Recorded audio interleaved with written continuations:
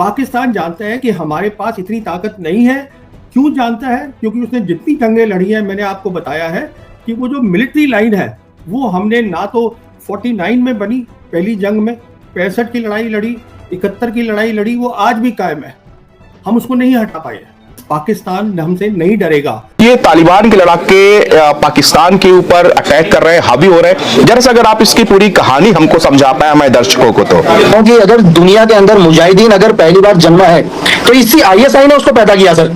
अगर मैं यूएसएसआर में आपको लेकर जाऊं 1979 के अंदर, जब यूएसएसआर ने अफगानिस्तान को कंट्रोल करना चाहा या पूरे अफगानिस्तान को कैप्चर करना चाहा, आईएसआई को एड फंडिंग दी और इसी आईएसआई का एक ही काम था दुनिया में पहली बार मुजाहिदीन को तैयार करना। जो आतंकवादी हमले हैं 34 साल से हो रहे हैं, सिंस 34 इयर्स। ये 1991 में शुरू हुए थे। आतंकवादी हमले क्यों होते हैं? वो इसलिए होते हैं क्योंकि आपका दुश्मन जानता है कि अगर आप रिटालिएट करेंगे उसके पास ताकत है आपसे लड़ाई करने की। तो अगर आपने अपनी ताकत बनाई होती इस 34 साल में कि हम जो है उसको डरा सकें। अब देखिए, चीन आज हमारी जमीन पे बैठा है, क्या हम चीन को भगा पाए? वो आज भी वहीं बैठे हैं। फर्क ये है कि उनके पास, चीन के पास ताकत है, हम उस ताकत को समझ रहे हैं। पाकिस्तान जानता है कि हमारे पास इतनी ताकत नहीं है। क्यों जानता है? क्योंकि उसने जितनी जंगें लड़ी हैं, मैंने आपको बताया है कि वो जो मिलिट्री लाइन है वो हमने ना तो 49 में बनी पहली जंग में, 65 की लड़ाई लड़ी, 71 की लड़ाई लड़ी, वो आज भी कायम है। हम उसको नहीं हटा पाए।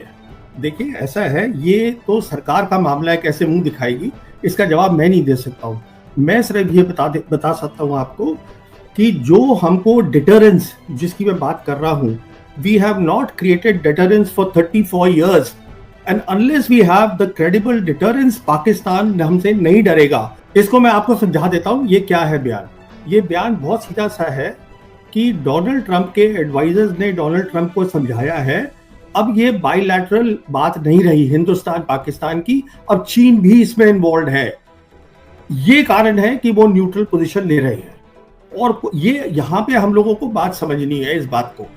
चीन जो है, now there is a triangular matrix. अगर चीन ये कहता है, बार बार कहता है, I support the sovereignty of Pakistan, उसका मतलब है वो समझ रहे हैं उस बात को। He does not want to get involved in anything where China is involved. देखिए, हम ये जो हमने कहा है, हमने सस्पेंड करी है। Suspension means nothing, it basically means जो उनके आते थे ऑफिशियल्स हमारा चेक करने, डेटा हमारे वहां जाते थे, वो नहीं जाएंगे। उन्होंने ये कहा है हमसे कि अगर आप पानी रोकने की कोशिश करेंगे या पानी डाइवर्ट करने की कोशिश करेंगे तो वो एक लड़ाई का ऐलान होगा हमारी तरफ से। अच्छा, अभी पानी रोकना आसान काम नहीं है, ये पहले भी हम धमकियां दे चुके हैं और ये रिजर्वॉयर्स बनने पड़ते हैं, इसको सालों साल लगते हैं। ये अभी बयानबाजी हो रही है कि हमने 3 फेजेस में हम करेंगे, ये करेंगे, वो करेंगे। देखिए, सवाल ये है, पानी का इशू हम नहीं रोक सकते क्योंकि क्या होगा आप सोचिए, हमारी ब्रह्मपुत्रा का पानी आ रहा है ऊपर चीन से। हम चीन से कहते हैं कि हम नीचे लेवल पे हैं, वो ऊपर लेवल पे है, वो हमारा पानी रोक देंगे तो क्या होगा? अगर हम पाकिस्तान का पानी, पहले तो आप रोक ही नहीं सकते, वो ग्रेविटी से पानी आएगा। अगर आपने मिसाल के तौर पे कहिए रोक भी लिया तो वो चीन क्या छोड़ देगा आपको, वहां बंद कर देगा आपका पानी। देखिए, जैसे मैंने बताया, ये एक तो 3 कंट्री की कॉम्प्लेक्स सिक्योरिटी प्रॉब्लम है। चीन इन्वॉल्व है। चीन हर काम करेगा टू प्रोटेक्ट पाकिस्तान की सॉवरेनिटी, जो उन्होंने कहा है। सॉवरेनिटी में ये भी आता है कि साहब आपने उनका पानी बंद कर दिया 3 नदियों का, कैसे कर देंगे आप? तो वो नहीं हो सकता। अच्छा, दूसरा, ये टेक्निकली हो नहीं सकता है। ये सब अब गीतल भक्ति आपका वर्ड है, but what I am saying is this is impossible. It means nothing really, but they have already cautioned. They have given a straight red line कि ये हमारी रेड लाइन है, अगर आप इस तरीके से कुछ भी करने की कोशिश करेंगे then it is war. और देखिए, जब वो कुछ बात कर रहे हैं, आप मान के चलिए कि China is in the loop, उससे कंसल्ट कर रहे हैं। देखिए, मैं इस पूरे नैरेटिव से अग्री नहीं करता हूँ। मैं आपको बताता हूँ मैं क्यों अग्री नहीं करता हूँ। ये आज नैरेटिव चल रहा है कि इंटेलिजेंस फेलियर हुआ है। कोई इंटेलिजेंस फेलियर नहीं है। मैं बताऊंगा फेलियर क्या हुआ है। इंटेलिजेंस फेलियर इसलिए नहीं है, जब भी टेरर अटैक्स होते हैं, जो टेररिस्ट होता है, आप कितनी भी फौज लगा लीजिए, आप हर चप्पे चप्पे पे फौज को खड़ा नहीं कर सकते। कहाँ पे अटैक करना है, किस क्वांटम में करना है, किस समय करना है, वो इनिशिएटिव हमेशा टेररिस्ट के पास रहेगा। अगर वो यहाँ नहीं करता तो कहीं और करता। क्यों करता? क्योंकि आपने कहा कि अब नॉर्मलसी आ गई है कश्मीर में, तो 35,000 टूरिस्ट आ गए। अब वो टूरिस्ट जो है वो 35,000 यहाँ पे तो नहीं है ना, वो और जगह भी है। अब 30,000 वापस चले गए हैं। कहने का मतलब ये है, प्रॉब्लम उसमें आप नहीं कुछ कर सकते हैं। अभी वो कह देंगे हाँ साहब हमने इसको प्लग कर दिया, वो अगली बार फिर कर देगा, क्योंकि इनिशिएटिव उसके पास है, आपके पास नहीं है, टेररिस्ट के पास है। देखिए वो, क्योंकि ये ऑपोजिशन की हमारी गलती है। ऑपोजिशन को कहना चाहिए था कि साहब आप बताइए आपने स्टेट में नॉर्मलसी कैसे डिक्लेयर कर दी, जबकि सुनिए, जबकि एक भी सोल्जर आपने कम नहीं किया, स्ट्रेंथ आपने कम नहीं करी वहां से नफरी, बिल्कुल पहली बात। दूसरी बात, जो आपका ये है क्या बोलते हैं, जो चीफ मिनिस्टर है of such a border state, उसके पास लॉ एंड ऑर्डर ही नहीं है। Police, paramilitary are not under him.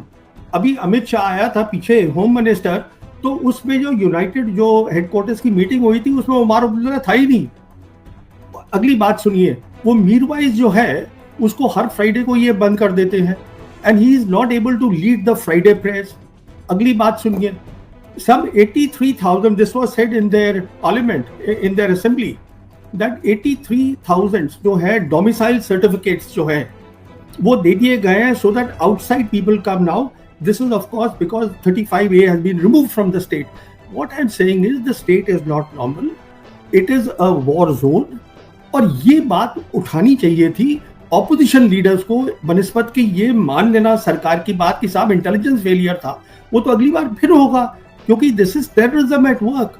Initiative is, देखिए 10 में से 4 टाइम इनिशिएटिव होगा फौजों के पास, जब वो एम्बुश करके और इंटेलिजेंस पे जाके उनको दबोच लेंगी, पर 6 बार जो है वो टेररिस्ट के पास होगा, बिकॉज वो इक्का दुक्का घूम रहे हैं, 4 घूम रहे हैं। नहीं, गलती ये है कि मोदी सरकार ने जो डिक्लेयर कर दिया कि अब स्टेट नॉर्मल हो गई है 370 हटने के बाद, ये कहाँ नॉर्मल है? मैंने आपको बता तो दिया। देखिए मैं ये नहीं कह रहा हूँ, ये सरकार कह रही है कि वो नॉर्मल सिचुएशन है। All I am saying is situation normal नहीं है, so there is a risk for the civilians, it is a war zone. ये बात जो है सरकार और ऑपोजिशन के बीच की है, इसमें मैं क्या टिप्पणी कर सकता हूँ कि टूरिस्ट आए कि नहीं आए। ये जो आतंकवादी हमले हैं 34 साल से हो रहे हैं, सिंस 34 इयर्स। ये 1991 में शुरू हुए थे। आतंकवादी हमले क्यों होते हैं? वो इसलिए होते हैं क्योंकि आपका दुश्मन जानता है कि अगर आप रिटेलिएट करेंगे उसके पास ताकत है आपसे लड़ाई करने की। तो अगर आपने अपनी ताकत बनाई होती इस 34 साल में कि हम जो है उसको डरा सकें। अब देखिए चीन आज हमारी जमीन पे बैठा है, क्या हम चीन को भगा पाए? वो आज भी वहीं बैठे हैं। फर्क ये है कि उनके पास, चीन के पास ताकत है, हम उस ताकत को समझ रहे हैं। पाकिस्तान जानता है कि हमारे पास इतनी ताकत नहीं है। क्यों जानता है? क्योंकि उसने जितनी जंगें लड़ी हैं, मैंने आपको बताया है कि वो जो मिलिट्री लाइन है वो हमने ना तो 49 में बनी पहली जंग में, 65 की लड़ाई लड़ी, 71 की लड़ाई लड़ी, वो आज भी कायम है, हम उसको नहीं हटा पाए। देखिए ऐसा है, ये तो सरकार का मामला है, कैसे मुंह दिखाएगी। लकी जी, सवाल ये है कि अफगानिस्तान और पाकिस्तान के बीच में भले ही 48 घंटे का एक अस्थायी सीज फायर हुआ है, लेकिन पिछले एक हफ्ते से ये दोनों के बीच भीषण जंग छिड़ी हुई है। अलग अलग दावे किए जा रहे हैं। वो कह रहे हैं कि हमने उनकी 50 चौक के ऊपर कब्जा कर लिया, हमने उनके 200 लड़ाके मार दिए, वो कहते हैं हमने इनके 30 लड़ाके मार दिए। दरअसल ये संघर्ष की मेन जड़ क्या है? क्यों ये उभरा और क्यों ये तालिबान के लड़ाके पाकिस्तान के ऊपर अटैक कर रहे हैं, हावी हो रहे हैं? जरा अगर आप इसकी पूरी कहानी हमको समझा पाए हमारे दर्शकों को तो सबसे पहले त्रिपाठी जी जो भी बोल रहे हैं यार कि हमने इनके इतने लड़ाकू मार दिए, इतने टैंक बर्बाद कर दिए, इतने वो कर दिए, लेकिन एक्चुअल ग्राउंड, जीरो ग्राउंड पर देखकर कौन आया है सर? अगर हम तालिबान को देखें, सबसे पहले हमें समझना पड़ेगा क्या है तालिबान सर। आज पाकिस्तान और बांग्लादेश के जो भी हालात देख रहे हैं, मैं आपको ये बताऊं कि अगर दुनिया के अंदर मुजाहिदीन अगर पहली बार जन्मा है तो इसी आईएसआई ने उसको पैदा किया सर। अगर मैं यूएसएसआर में आपको लेकर जाऊं 1979 के अंदर, जब यूएसएसआर ने अफगानिस्तान को कंट्रोल करना चाहा या पूरे अफगानिस्तान को कैप्चर करना चाहा, तो अमेरिका यानी कि सीआईए ने ऑपरेशन साइक्लोन चलाया। यहां पर अमेरिका डायरेक्ट नहीं आया इस वॉर में, अमेरिका को पता था कि मैं यूएसएसआर के अगेंस्ट डायरेक्ट खड़ा नहीं करूंगा। उसने क्या किया, आईएसआई को एड फंडिंग दी, और इसी आईएसआई का एक ही काम था दुनिया में, पहली बार मुजाहिदीन को तैयार करना। यहां से पहली बार मुजाहिदीन शुरुआत हुए। जो आज पाकिस्तान जो कह रहा है कि यार कि अफगानिस्तान के ऊपर ब्लेम लगा रहा है कि आज हमारे घर में आप आतंकवादी भेज रहे हो, धमाके कर रहे हो, हमारी आर्मी के ऊपर अटैक कर रहे हो, जिस अफगान के ऊपर ये आरोप लगा रहा है, मैं ये बोलूं कि तालिबान को जन्म देने में कहीं ना कहीं पाकिस्तान का बहुत बड़ा रोल रहा है सर। अगर यूएसएसआर के अगेंस्ट उन्होंने मुजाहिदीन का जन्म किया, और धीरे धीरे क्या हुआ सर, 90 जब यूएस को लग गया कि यार मुजाहिदीन धीरे धीरे यूएस तक भी पहुंच सकता है, तो हमेशा सीआईए जैसा करता है, क्या करता है, इन्हीं के अंदर आपस में छूट पड़वाना। तो उन्होंने मुजाहिदीन को धीरे धीरे कंट्रोल किया, लेकिन यहीं से 6 ग्रुप टूटे, और इसमें से सबसे पावरफुल ग्रुप निकला जिसको आज हम तालिबान के नाम से जानते हैं सर। अगर हम मुल्ला उमर की बात करें, जो इसके फाउंडर थे, जिन्होंने 1994 में पहली बार तालिबान की स्थापना करी, और आज आप देख लो कि तालिबान दुनिया के अंदर, मैं कह रहा हूं कि अगर आप यूएसए को देख लो तो 20 साल तक यूएसए ने भी इसी तालिबान के खिलाफ फाइट किया ना सर, और वापस किया बैक फुट पर। बिल्कुल। तो लोगों को ये समझना, पहले लोगों को ये समझना पड़ेगा कि तालिबान चाहता क्या है यार, इसके लड़ाकू चाहते क्या है, क्यों आज दुनिया के अंदर सिचुएशन पैदा हो गई है। यहाँ पाकिस्तान बोलता है कि यार कहीं ना कहीं रशिया मेरे पीछे है, पाकिस्तान इंटरनली बोल रहा है कि यार रूस मेरे सपोर्ट में है। तो मैं तो ये भी कहूंगा दुनिया को, यार रूस ने तो तालिबान सरकार को मान्यता भी दे दी है ना सर। बिल्कुल मान्यता दे दी, सबसे पहले उसने मान्यता दे दी है कि हम इसको मान्यता देते हैं। अगर लेकिन पाकिस्तान दुनिया को कहता है कि चाइना मेरे पीछे खड़ा है, तो यही चाइना कह रहा है कि यार तालिबान के लीडर को सिक्योरिटी देनी चाहिए। तो अब चाइना किसके पीछे, रशिया किसके पीछे है? अगर पाकिस्तान बोलता है कि नहीं मेरे पीछे तो पूरा अमेरिका है, तो मैं ये कह रहा हूं कि आज अगर अमेरिका इनके पीछे है, तो पूरे के पूरे वेपन अमेरिका क्यों छोड़कर आया अफगानिस्तान की धरती में सर? आज उनके पास लकीर जितनी भी वेपन्स, हम बहुत सारे अमेरिकन सर, सारे अमेरिकन छोड़ के गया है ना सर। आपको क्या लग रहा है सर, जो अमेरिका अफगानिस्तान को छोड़कर जा रहा था, वो अमेरिका अपने सारे वेपन क्यों अफगानिस्तान की धरती में छोड़कर गया सर? किसके लिए छोड़कर गया है, ये दुनिया को सोचना चाहिए ना सर।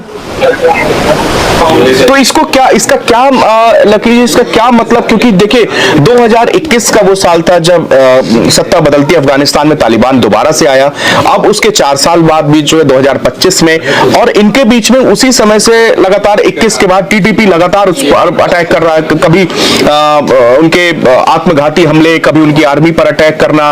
और आज उसने टीटीपी के चीफ का फिर से एक वीडियो उसने कहा है कि हमारा जो है खैबर के इलाके से हट जाओ, वरना हम यहाँ पर अपना ऑपरेशन जारी रखेंगे। तो लोग मतलब मान क्यों नहीं रहे ये लोग? सर देखो, मैं आपको क्या बोल रहा हूं कि सबसे पहले तो आपको यह समझना पड़ेगा टीटीपी किसका सपोर्ट है सर। चलो पाकिस्तान बोलता है कि तेरे तालिबान को पूरा का पूरा अफगान का सपोर्ट है, मैं पाकिस्तान से ये पूछ रहा हूं बलोच को किसका सपोर्ट है सर? चलो बलोच आर्मी को कौन सपोर्ट कर रहा है सर? आज फील्ड मार्शल आसिम मुनीर को अमेरिका ने 2 बार बुला लिया सर, बिल्कुल 2 बार। लेकिन दुनिया सिर्फ वो देख रही है जो दुनिया को दिखाई दे रहा है, दुनिया एक्चुअल बैकफुट में देखने की कोशिश नहीं कर रही। मैं आपसे सिर्फ एक चीज पूछ रहा हूं, आज सारी दुनिया कहती है कि पाकिस्तान बर्बाद हो जाना चाहिए, पाकिस्तान तबाह होना चाहिए। मैं दुनिया से ये पूछ रहा हूं, अगर पाकिस्तान तबाह हो गया तो पाकिस्तान के न्यूक्लियर हथियार जाएंगे किसके पास सर? कभी ये सोचा है? आप कहते हो कि पाकिस्तान बर्बाद हो गया, लेकिन पाकिस्तान बर्बाद होगा, वो न्यूक्लियर वेपन किसके पास जाएंगे? कभी इस चीज को सोचा आपने सर?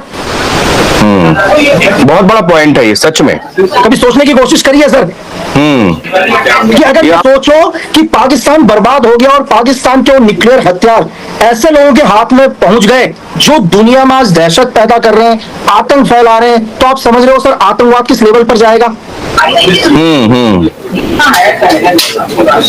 सही बात है ये। आप जिसको आप पाकिस्तान को सोचते हैं भाई इसके साथ यह है बर्बाद हो जाए, खत्म हो जाए, लेकिन उसके पास में जो ये पावर है, न्यूक्लियर पावर, अगर ये किसी ऐसे ग्रोह, ऐसे संगठन के हाथ में लग गई तो फिर तो दुनिया में अमन चैन शांति बिल्कुल खत्म ही हो जाएगी, फिर तो अलग ही लेवल का दौर शुरू हो जाएगा। नहीं, आज आप अफगानिस्तान में देखो सर, आज उनके होम मिनिस्टर देखो हक्कानी, आज से पहले अमेरिका ने उनके ऊपर 83 करोड़ यानी कि 10 मिलियन का इनाम रखा था। उनके डिफेंस मिनिस्टर के ऊपर सर 40 करोड़ का इनाम रखा हुआ था। आज वही अमेरिका उन्हें सपोर्ट कर रहा है सर। कल तक जिस अमेरिका ने उनके मौत के ऊपर जिंदा या मुर्दा पर 10 मिलियन 5 मिलियन का आरोप लगा, आज वो अमेरिका बैकफुट पर खड़ा है। आपको क्या लग रहा है कि लगातार उनको सपोर्ट कौन दे रहा है? कौन इस दुनिया के अंदर? बस अफगानिस्तान के वॉर पर नहीं आ रहा हूं सर, आप बगल में गाजा देख लो, आप सीरिया देख लो सर, अब यूक्रेन देख लो, आज पूरी दुनिया के अंदर क्या हो रहा है। आप यहाँ श्रीलंका देख लो, यहाँ बांग्लादेश देख लो, यहाँ नेपाल देख लो। अब इसको समझने की कोशिश करो सर, कौन है जो इस पूरी दुनिया के अंदर वॉर चला रहे हैं सर? लेकिन कहीं ऐसा तो नहीं है कि पाकिस्तान दुनिया को कुछ और दिखा रहा है और पाकिस्तान अपने न्यूक्लियर डील करने वाला है अंदर खाने, कभी इस चीज पर सोचा है सर? क्योंकि दुनिया की एक बहुत पावर एजेंसी, शायद मैं नाम भी नहीं बोलूं उसकी, वो कई टाइम से सिर्फ उसका एक ही मकसद है दुनिया के अंदर कि पाकिस्तान के न्यूक्लियर हथियार कैसे भी करके सऊदी अरब के साथ डील हो। आप समझ रहे हैं इस बात को सर? अब कौन सा ऐसा देश है जो चाहता है कि पाकिस्तान के न्यूक्लियर वेपन सऊदी अरब को मिले सर? और क्यों मिले? क्यों सऊदी अरब को पावरफुल बनाना चाह रहे हैं सर, जबकि सऊदी अरब के पास तो अपनी कोई फोर्स नहीं है सर? कौन है इसके पीछे सर?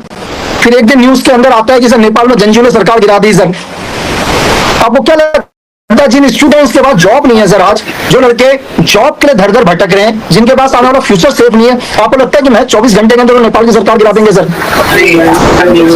और जिसके पीछे चाइना है पूरा का पूरा, आप उसको नेपाल की सरकार बोल रहे हैं, मैं उसको बोलूंगा चाइना की गवर्नमेंट दियो। चाइना की गवर्नमेंट को 24 घंटे में गिरा दिया किसी ने। इसको पीछे पूरे विश्व की ताकतें लगी हैं। लोग कह रहे तीसरा विश्व युद्ध, तीसरा विश्व, और क्या लोगे सर? आप क्या कहोगे जब आपके देश के अंदर परमाणु बम गिर जाए तभी आप तीसरा विश्व युद्ध बोलो सर? अरे पूरी दुनिया के अंदर पूरा आपकी आज पूरी इकोनॉमी खत्म हो गई सर। आप गाजा में आप देखो ना, गाजा में जाकर, आप यूक्रेन में जाकर देखो, 100 साल लग जाएंगे यूक्रेन को डेवलप होने में। अब कौन तीसरे विश्व युद्ध की बात कर रहे हैं सर आप? शायद मैं लोगों को ये बोलूं कि हाँ, सही बात है कि आप तीसरे विश्व युद्ध की बात कर रहे हो। बिल्कुल, किस तीसरे विश्व युद्ध की बात कर रहे हैं सर? आज कौन सा देश है जहां शांति है सर?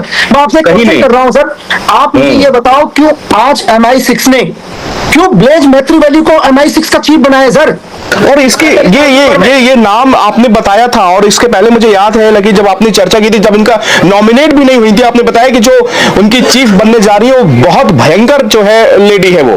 नहीं सर, 47 साल की हिस्ट्री में आज तक आप दुनिया की हिस्ट्री निकाल लो सर, आप दुनिया की किसी भी एजेंसी की हिस्ट्री निकाल लो, आप हमारे RNW की हिस्ट्री निकालो, आप CIA की निकालो, MSS की निकालो सर, SVR की निकालो सर, ऐसा क्या है कि MI6 को 47 साल की ब्लेज मैत्रीवैली को MI6 का चीफ बनाया सर उन्होंने?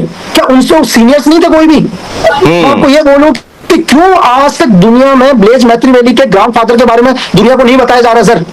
आपको क्या लग रहा है कि जिन अंग्रेजों का सूर्य कभी अस्त नहीं हुआ, आप MI6 का कोई ऑपरेशन नहीं देखते सर? वो इतना शांत है सर, कभी कोई नाम नहीं आता, कभी कोई जिक्र नहीं, नाम ही नहीं आता सर। मुझे आप आजादी के बाद आज बता दो कि MI6 ने कोई ऑपरेशन किया है? आप हर रोज सुनते हो यार, मोसाद ने ये कर दिया, ISI ने ये कर दिया, CIA ने ये कर दिया, है ना सर, SVR ने ये कर दिया। आप कभी MI6 का नाम ही नहीं सुनते। तो हमें जो दिखाई दे रहा है एक्चुअल में वो नहीं है सर जो हमें दिख रहा है। मैं सिर्फ एक ही चीज आपके चैनल के माध्यम से लोगों से ये कहना चाहूंगा कि अमेरिका ने जब अफगानिस्तान छोड़ा, एक पल के लिए ये सोचकर देखना, क्यों अमेरिका इतना आर्म, इतना एमुनेशन, इतने वेपन्स, इतने फाइटर प्लेन अफगानिस्तान की धरती में छोड़कर गया? क्या मकसद था अमेरिका का? मोदी की पाकिस्तान से कश्मीर को छीनने की कोशिश नाकाम हो गई। चीन और पाकिस्तान का भारत को मिलकर तबाह करने का मंसूबा बना लिया। परवीन सुहानी के तेल का खेज बयानात ने भारत में हलचल मचा दी। आज के लिए इतना। मज़ीद अगर इस तरह की रिएक्शन वीडियो देखनी है, हमारे चैनल आदि न्यूज़ को सब्सक्राइब कर लीजिएगा। वीडियो पसंद आई हो तो वीडियो को लाइक और दोस्तों के साथ शेयर ज़रूर कर लीजिएगा।